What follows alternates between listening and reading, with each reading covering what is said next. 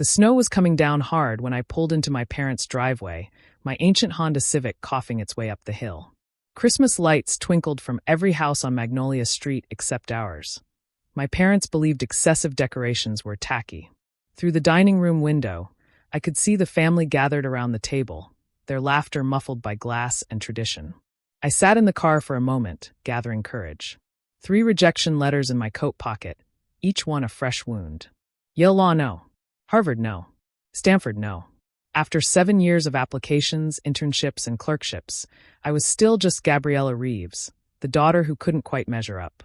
My breath fogged the windshield as I watched my brother Marcus gesture animatedly, probably telling another story about his surgical residency. My sister Diana's perfect posture meant she was discussing her partnership at the firm. And there were my parents, Harold and Patricia Reeves, beaming at their successful children. Then there was me, the paralegal, the almost lawyer, the one who kept trying and failing. I knocked on the front door. They'd never given me a key to the new house. Oh, my mother's face fell when she opened it. Gabriella, we weren't expecting you. It's Christmas Eve, Mom.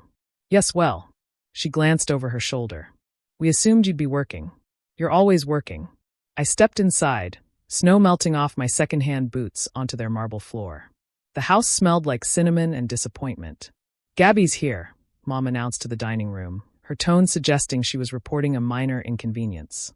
The paralegal graces us with her presence, Marcus said, not looking up from his phone. Did you finally pass the bar exam? I passed it 3 years ago, I reminded him quietly. I've been trying to. Still clerking for that nobody judge? Diana interrupted, examining her manicure. Judge Morrison, right? The one who handles traffic tickets. He handles criminal cases, actually. And I've been applying. Applying. My father's voice cut through. That's all you do, Gabriella. Apply. 7 years of applying. Do you know what your siblings were doing at your age? Succeeding. My mother supplied helpfully. I stood there in my wet coat, melting snow pooling at my feet like tears I wouldn't shed. I got 3 more rejection letters today. Of course you did. My father pushed back from the table. Because you're not meant for this, Gabriella. Some people are leaders and some people are support staff. I have perfect scores on. Scores don't matter. He slammed his hand on the table. Results matter. Diana made partner at 30. Marcus is chief resident. And you? You're 32 and still playing pretend. Harold, my mother said softly, but not in my defense. The neighbors. Let them hear. He stood, his face red. Let everyone know that Gabriella Reeves is a failure who can't accept reality. 7 years. 7 years of embarrassing this family with your delusions. I'm not delusional, I whispered. I'm persistent. You're pathetic. Diana's words were precise, surgical. Do you know what they call you at the courthouse? The eternal clerk. The forever paralegal. You're a joke. I looked around the room, at the photos on the mantle that featured everyone but me, at the 5-place settings that suggested I hadn't been expected, at the family that had given up on me before I'd even begun. Maybe I should go, I said quietly. Maybe you should. My father moved toward the door. In fact, I think it's time we stopped enabling your fantasy. You're not welcome here until you accept what you are, a failure. Dad, get out. You're not welcome here. Emma shoved me into the snow, her hands cold against my shoulders. The door slammed behind me, the lock clicking with finality. I stood in the driveway, snow soaking through my clothes. Through the window, I watched them return to dinner, their laughter resuming as if I'd never existed. Successful families don't have failures like you. Mom's words echoed through the glass. I drove to the only place that would have me, my cramped studio apartment above the Korean restaurant. The owner, Mrs. Kim, was closing up. Gabriella, why you here? It's Christmas Eve. Just needed to work on something. I lied, climbing the narrow stairs. My apartment was exactly what you'd expect from someone 7 years into chasing a dream. Law books stacked on every surface, rejection letters pinned to a bulletin board like evidence, a desk buried under briefs and applications. But there was also something else. A manila envelope I'd been too scared to open, delivered that morning by federal courier. I sat on my threadbare couch and stared at it. The return address was printed in government blue. United States Senate Committee on the Judiciary. My hands shook as I opened it. Dear Ms. Reeves, after extensive review of your application, judicial record, and unanimous recommendation from the Federal Judicial Selection Committee, We are pleased to inform you that the President has nominated you for appointment as United States District Judge for the Eastern District of Columbia. At 32, you would be the youngest federal judge in modern history. I read it 3 times before it sank in. All those rejections from prestigious firms, they hadn't mattered. While I'd been applying to them, the Judicial Committee had been watching my work with Judge Morrison, reading my published articles on criminal justice reform, tracking my pro bono cases. They'd seen what my family couldn't, that I wasn't failing. I was building. The confirmation hearing was scheduled for January 3rd. Once confirmed, I'd have lifetime tenure, a salary that would quintuple my current income, and most importantly, the power to shape justice in America. I looked at my phone, 47 missed calls from various government offices, all trying to reach the nominee who'd disappeared on Christmas Eve. Tomorrow, the announcement would go public. I spent the night drafting my confirmation hearing statement, finally falling asleep at my desk as snow piled against the windows. Next morning, they drove downtown. I woke to Mrs. Kim banging on my door. Gabriella, you famous. You everywhere. Confused, I stumbled to the window. Downtown Washington stretched before me, the morning sun glinting off federal buildings. And there, on every digital billboard, every metro station advertisement, every public announcement screen, my face was on every billboard. Youngest federal judge appointed. The official portrait they'd taken months ago for my security clearance.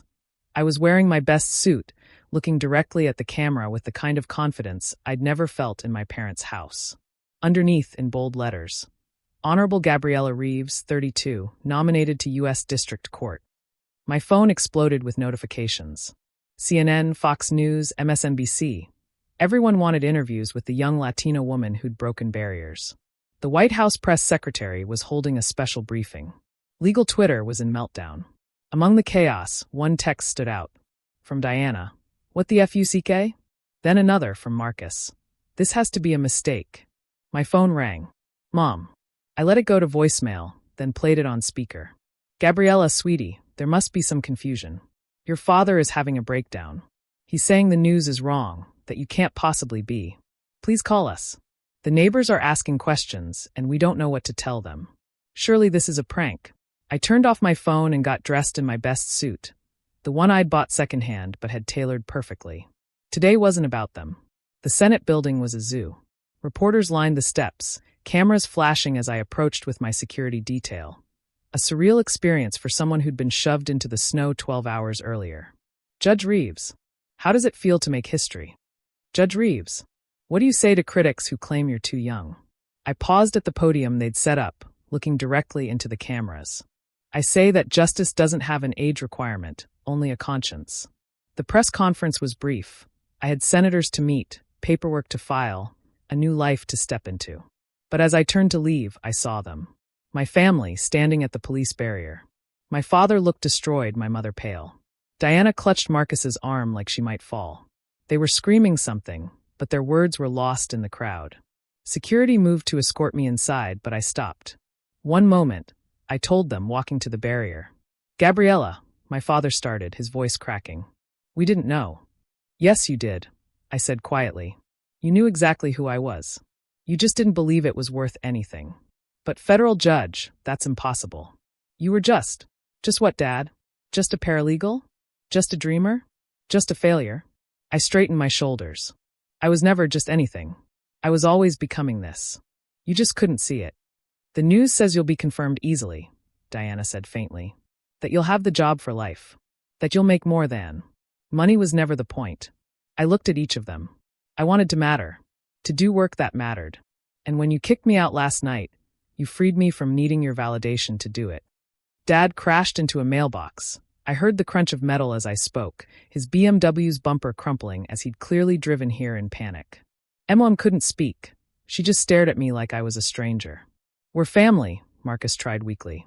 No, I said. Family doesn't shove you into the snow on Christmas Eve.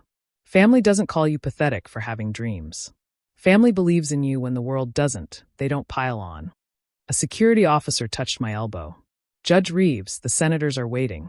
Judge Reeves. The title felt like armor. I have to go, I told them. Congress waits for no one, not even successful families. I turned and walked into the building, leaving them at the barrier. The last thing I heard was my mother's voice, broken and small. "We're sorry." But sorry was 7 years too late. The confirmation hearing went smoothly. Senator after senator praised my work ethic, my legal writings, my dedication to justice. When asked about my age, I responded simply, "I've spent 7 years being told I wasn't enough. I'm ready to spend the next 40 proving otherwise." The vote was unanimous. That night, I stood in my new chambers, looking out at the city lights. My phone had hundreds of messages, congratulations from colleagues, interview requests, and buried among them, desperate texts from my family. "Please come home. We were wrong. We're so proud. You belong here." I deleted them all. They were right about one thing. I did belong. Just not with them. A knock at my door interrupted my thoughts. Mrs. Kim stood there with a bottle of champagne and 2 glasses. "I always knew," she said simply. "Girl who worked Christmas Eve, study all night, never give up? That girl becomes somebody." We toasted in my empty chambers, the city glittering below us. Tomorrow, I'd be sworn in. Tomorrow, I'd begin reshaping justice for people who'd been dismissed, overlooked, kicked out into the snow. But tonight, I sat with the one person who'd seen me when I was invisible, and I felt something I'd never felt in my parents' perfect house. I felt home. The epilogue came 6 months later. My first major ruling made national news, a landmark decision on housing discrimination that would protect millions. As I left the courthouse, reporters everywhere, I saw a familiar figure by the entrance. My mother, older looking, holding a newspaper with my picture on the front page. "I just wanted to say," she began. "Bailiff," I said quietly to the officer beside me, "please escort this woman off federal property." As security led her away, she called out, "But I'm your mother." "No," I said, loud enough for her to hear. "You're someone who chose success over love. And now you get to live with that choice." I walked to my car, past the billboards that still featured my face, past the world that had opened up when my family's door had closed. They'd been right about one thing that Christmas Eve. Successful families don't have failures like me. They create federal judges instead.